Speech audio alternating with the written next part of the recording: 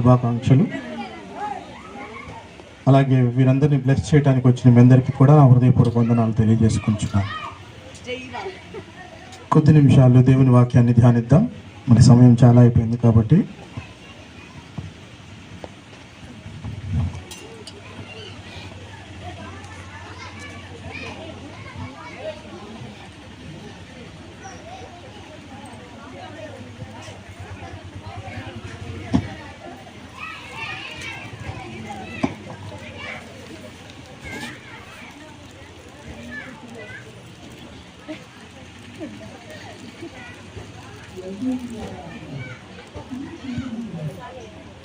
హోషేయ గ్రంథం నుంచి 2 మాటలను చదువుకుని నేటి వాక్య ధ్యానాన్ని ప్రారంభించుకుందాం. హోషేయ గ్రంథము 2వ అధ్యాయము 19 మరియు 20 వచనాలను చదువుకుని నేటి వాక్య ధ్యానాన్ని ప్రారంభించుకుందాం. నీవు నిత్యము నాకుండునట్లుగా నేను నీతిని బట్టి తీర్పు తీర్చుట వలనను దయాదాక్షిణ్యములు చూపుట వలనను నిన్ను ప్రదానం చేసుకుందును. నీవు యెహోవాను ఎరుగునట్లు నేను నమ్మకమును బట్టి నిన్ను ప్రదానము చేసుకుందును. చిన్న ప్రార్థన చేసుకుని వాక్య ధ్యానాన్ని చేసుకుందాం.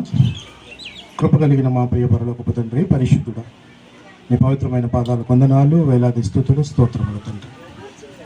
అయినా మరి ఒక దినాన్ని మా జీవితంలో అనుగ్రహించారు. అందరి బట్టి మీ కృతజ్ఞతలు చెల్లించుకొనిచున్నాం. మీ సంకల్పం చొప్పున ఆయన మేమంతా ఇలాగ కూడుకుని మరి డకుమల మోషే గారి గృహం ఇంట నాయన జరిగిన ఈ శుభకార్యాన్ని బట్టి మీకు వందనాలు తెలియజేసుకొనిచున్నాం.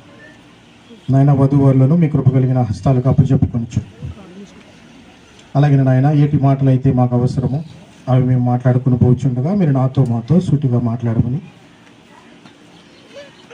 అలాగే ప్రభువా ఈ కార్యక్రమం అంతా కూడా సజావుగా సాగుటకు మీ కృపను సహాయమును దయచేయమని ఈ ప్రార్థన అంతా కూడా ప్రభువా యేసుక్రీస్తు వారి అతి పరిశుద్ధమైన నామములో అడిగి వేడుకొనిచున్నాము తండ్రి, ఆమేన్. హోషేయ గ్రంథము 2వ అధ్యాయము 19 మరియు 20 వచనాలను చదువుకుందాం. ఇందులో ప్రవక్త అయిన హోషేయ గారు మాట్లాడుతూ ఉన్నారు. హోషేయ అంటే అర్థం రక్షణ అని. ఎన్నో గొప్ప మాటలు మాట్లాడిన ప్రవక్త చాలా విలువైన మాటలు ఈరోజు మనతో మాట్లాడాలని ఆశపడుతూ ఉన్నారు. 19వ వచనంలో నీవు నిత్యము నాకుండునట్లుగా.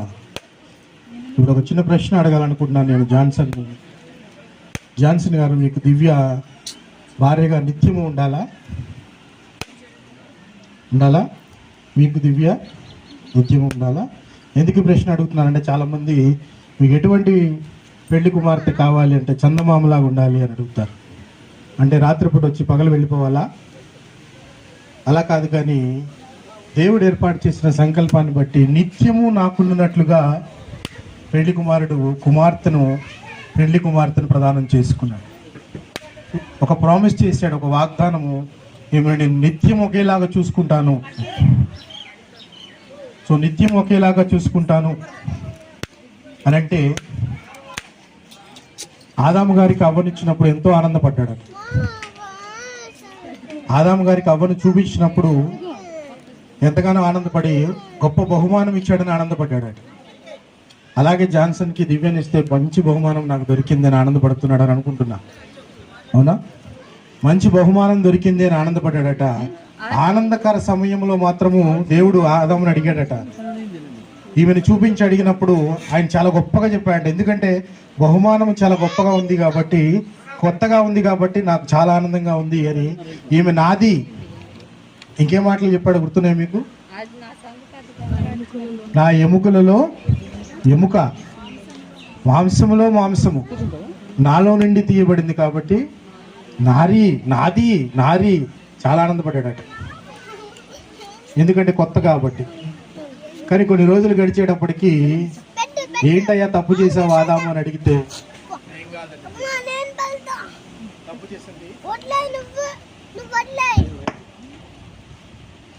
ఏంటయ్యా ఆదాము ఇలా తప్పు చేసావు ఏంటి అని అడిగితే, తప్పు చేసింది ఏం కాదయ్యా, నువ్వు ఇచ్చావు కదా. ఈమె అప్పుడు అనలేదు నా మాంసము నా ఎముక అని. అప్పుడు ఏమన్నాడు? నువ్వే ఇచ్చావు కదా, ఆమె వల్ల ఇదంతా జరిగింది అని. అంటే ప్రేమ నిత్యం ఒక రకంగా ఉంటుందా అంటే కొన్ని సందర్భాలను బట్టి కూడా మారిపోతూ ఉంటుంది. కొన్ని సందర్భాలను బట్టి మారిపోతూ ఉంటుంది. అయితే వరుడు ఎప్పుడు క్రీస్తు సంఘాన్ని ప్రేమించినట్లు ఎప్పుడు ఎనలేని ప్రేమను కనబరుస్తూ ఉండాలి. ఒక మ్యారేజ్ అనేది సక్సెస్ అవ్వాలి అంటేనే a successful marriage requires falling in love many times. ఎక్కువ సార్లు ప్రేమలో పడాలట భార్యాభర్తలు ఇద్దరు. ఎక్కువ సార్లు ప్రేమలో పడాలి అనగానే వెంటనే భార్యతోనేనా ఇంకెవరితోనేనా అనే ప్రాబ్లం కూడా వస్తుంది. అందుకని falling in love many times always with the same person. ఒకే పర్సన్తోనే అనేక సార్లు ప్రేమలో పడటమే ఒక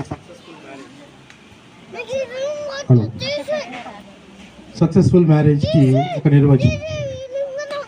అయితే హోషేయ గారు అంటున్న ప్రకారం నిత్యము నాకుండునట్లుగా, నిత్యము నాకుండాలి అన్నట్లుగా ప్రామిస్ చేసి వీరిద్దరిని జతపరిచాడు దేవుడు. అలాగే ఇంకొక మాటను చూద్దాం, చూడండి.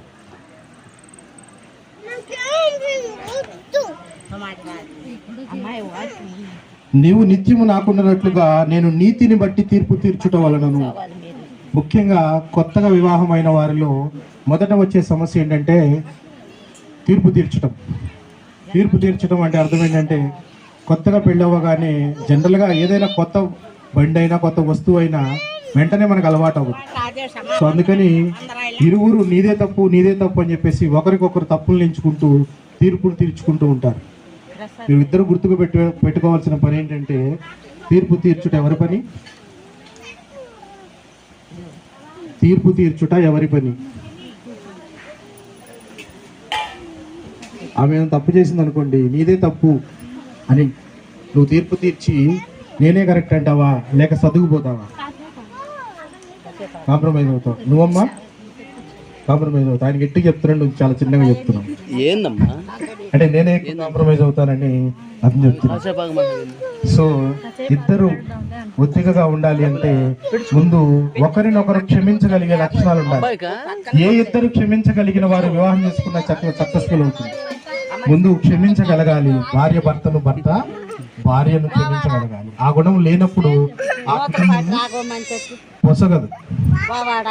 చూడండి ప్రియుల, అయితే నీతిని బట్టి తీర్పు తీర్చడం వలన, అలాగే దయాదాక్షిణ్యములు చూపుట వలన. దయాదాక్షిణ్యాలు చూపుట అంటే మీరిద్దరిలో ఎవరు బలవంతులు? జనరల్గా ఇద్దరులో ఎవరు బలవంతులు? పెళ్లి కొడుకు నువ్వు బలవంతుడా ఏం బలవంతురాలా? శారీరకంగా చెప్పండి. శారీరకంగా. సో భార్య మన జీవమను కృపావరములో బలహీనమైన ఘట్టమని ఎంచి ఆమెను సన్మానించాలని పేతురు గారు మాట్లాడుతున్నారు. మొదటి అధ్యాయము, పేతురు గారు రాసిన మొదటి పత్రిక 3వ అధ్యాయము 7వ వచనము. ఒకసారి ఎవరైనా ఉంటే తీసి చదవండి ప్లీజ్.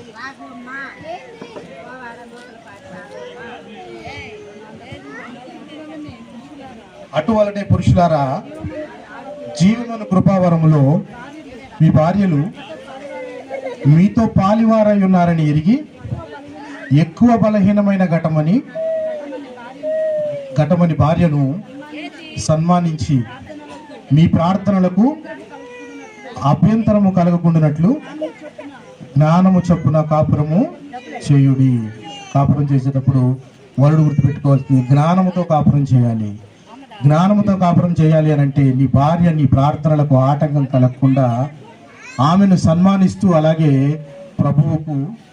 ప్రభువును స్తుతించేవారిగా మీరుండాలి. సో ఆమె బలహీన ఘటమైన నువ్వు ఎంచాలి. శారీరకంగా బలహీనమైనది కానీ మానసికంగా చాలా దృఢమైనది అంటే మంచిదే, అలా ఉన్నా కూడా. అయితే దయాదాక్షిణ్యములను బట్టి చూద్దాం, చూడండి.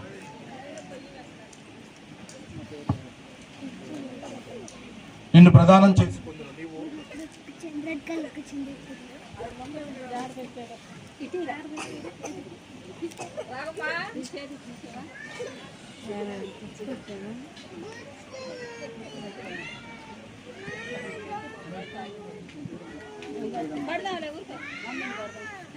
ఎవరు కాదు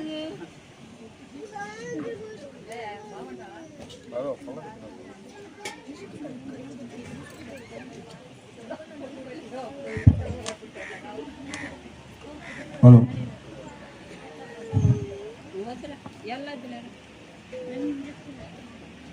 హలో చూడండి ప్రియుల, నేను యెహోవాను ఎరుగునట్లు నేను నమ్మకమును బట్టి నిన్ను ప్రదానం చేసుకుందును. ఇది చాలా చాలా ఇంపార్టెంట్ విషయము, గమనిద్దాం. పెళ్లి కుమారుడు పెళ్లి కుమార్తెను పెళ్లి చేసుకునే ముందుగా అడిగే ప్రశ్న, నీవు క్రీస్తును ఎరుగుదువా, క్రీస్తును ఎరుగుదువా నువ్వు అని నిన్ను మీ భర్త అడుగుతూ ఉన్నాడు. మీ భార్య నిన్ను అడుగుతుంది, క్రీస్తుని ఎరుగుదువా, ఎరుగుదువా? నువ్వు ఎరిగావని చెప్పావు కాబట్టి, నమ్మింది కాబట్టి నేను పెళ్లి చేసుకుంది. అలాగే ఆయన కూడా నువ్వు క్రీస్తును ఎరిగాను అని నమ్మాడు కాబట్టి ఆయన పెళ్లి చేసుకున్నాడు. ఎందుకంటే క్రీస్తుని ఎరుగుట అంటే పెళ్లి కోసం కూడా చాలామంది క్రీస్తుని ఎరిగి పెళ్లి చేసుకుంటూ ఉంటారు. తర్వాత నేను మర్చిపోయానండి క్రీస్తు ఎవరో తెలియదని. క్రీస్తుని ఎరుగునట్లు అంటే కంపల్సరిగా క్రీస్తుని విశ్వసించి బాప్తిజంలోకి వచ్చి, ఒక కాడికి 2 ఎద్దులను కట్టామనుకోండి చక్కగా వెళుతుంది బండి. అదే ఒక ఎద్దు ఒక బర్రె కట్టామనుకోండి ఎలా ఉంటుంది? చక్కగా పోతుందా కాపురం? పోనీ ఒక ఎద్దు ఒక దూడను కట్టామనుకోండి, ఇది దేని విషయంలో? శారీరకంగా కాదండి, విశ్వాస విషయంలో ఇద్దరూ సమానంగా ఉండాలి. దేవుణ్ణి విశ్వసించే విషయంలో సమానంగా ఉంటేనే ఆ బండి చక్కగా నడుస్తుంది, చక్కగా నడుస్తుంది. అయితే నమ్మకాన్ని ఆయన మరి పెళ్లి కుమారుడు నమ్మాడు కాబట్టి ఆమె క్రీస్తుని ఎరుగుతుందని. వీరు ఒకరినొకరు నమ్మాలి, వీరిరువురు కలిసి క్రీస్తుని నమ్మాలి. వీరిరువురు కలిసి క్రీస్తుని నమ్మినప్పుడు వీరి గృహంలో కంపల్సరిగా మందసం ఉండాలి. మందసం అంటే ఏంటి? మందసం అంటే చెప్పడానికి పెట్టే, కానీ దానికే బలులు అర్పించేవాళ్ళు, మొక్కేవారు. ఎందుకు? అక్కడ ఏముందని నమ్మేవారు? దేవుని ప్రసన్నత, his presence, it is always there. వీరి గృహంలో దేవుని ప్రసన్నత ఉన్నది. నా గృహము ప్రార్థనా మందిరముగా ఉన్నదా లేదా అని మీరిరువురు ప్రశ్నించుకొని జీవితాన్ని గడపాలి. ప్రార్థనా గృహముగా ఉండాలి ముందు మీ గృహం. అలాంటప్పుడు మీరు ఒకరినొకరు నమ్మాలి, దేవుణ్ణి కూడా నమ్మాలి. విశ్వసించి మీ చింత మొత్తము యావత్తు ఆయన మీద వేయాలి. Cast all your worries on Lord Jesus. వేసినప్పుడే కుటుంబము చాలా చక్కగా గడుపుతుంది. సామెతల గ్రంథంలో ఒక మాట ఉంటుంది. సామెతల గ్రంథము 19వ అధ్యాయము 14వ వచనం.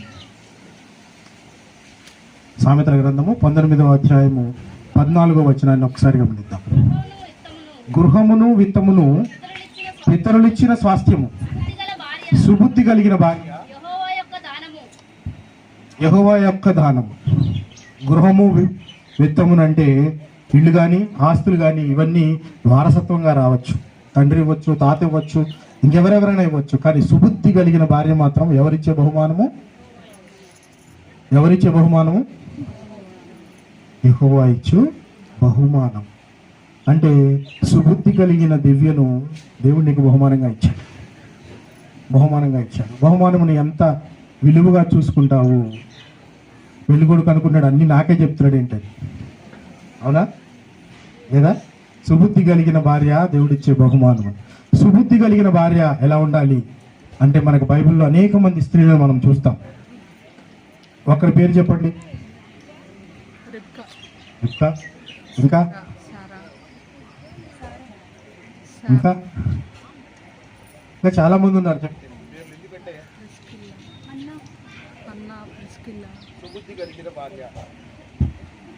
హలో, సుబుద్ధి కలిగిన భార్య ఎంతోమంది ఉన్నారు.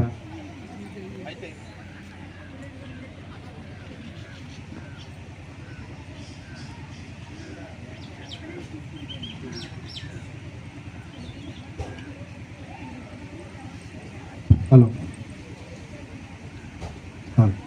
చాలు. సుబుద్ధి కలిగిన భార్య అంటే పెళ్లి కొడుకు చాలా మంది కంప్లైంట్ చేస్తుంటారు, నేను పెళ్లి చేసుకున్నప్పుడు సుబుద్ధిగానే ఉందండి, తర్వాత మందబుద్ధిగా మారిపోయిందండి కొన్ని రోజుల తర్వాత. కానీ సుబుద్ధి కలిగిన భార్య దేవుడిచ్చిన బహుమానం అని తెలిసినప్పుడు, సుబుద్ధి కలిగిన భార్య ఇల్లు కట్టుకోవడమే కాదు, భర్తకు ప్రతి విషయంలోనూ సలహాదారుగా కూడా ఉంటుంది. మంచి సలహాలనిచ్చే అబీగైల్ ఎలా ఉంది చెప్పండి? నాబాలు భార్య అబీగైల్ ఎలా ఉంటుంది చెప్పండి? మంచి సలహా ఇస్తుందా లేదా? తన భర్త ప్రాణం మీదకి వచ్చినప్పుడు తనేం చేయాలి అని ఆలోచించి చేసే స్త్రీలలో సిప్పోరా లేదా? ఉందా సిప్పోరా? మోషే ప్రాణం మీదకి వచ్చినప్పుడు తను చేయవలసిన పనిని వెంటనే చేసేసింది. వెంటనే చేసి ఆమె ఒక మాట అంటుంది, బ్లడ్ ఆఫ్ బ్రైడ్ గ్రూమ్, రక్త సంబంధమైన పెనిమిటి అయ్యావు నువ్వు నాకు అని చెప్పేసి ఒక మాట అంటున్నాను. అంటే మనం ఏమనుకుంటామంటే నువ్వు నీ వల్ల నేను రక్తం చిందించానయ్యా నా కొడుకుది అనుకుంటాం. కానీ రక్త సంబంధమైన పెనిమిటి